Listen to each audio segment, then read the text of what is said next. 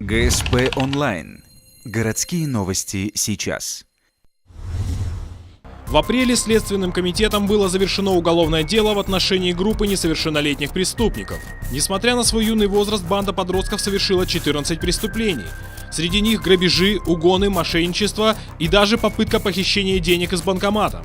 На протяжении года трое малолетних злоумышленников держали в страхе поселок Водный. Несмотря на их возраст, то есть от 16 до 17 лет, они четко спланировали все преступления, заранее договорились, имели средства связи для того, чтобы предупредить в случае опасности своих подельников. В настоящее время они все содержатся в следственном изоляторе СИЗО-2.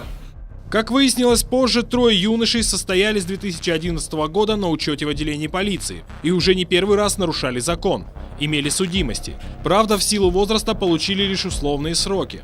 Теперь им так легко отделаться не удастся. На них заведены дела по статьям угон, кража и мошенничество. 28 апреля материалы были направлены в суд.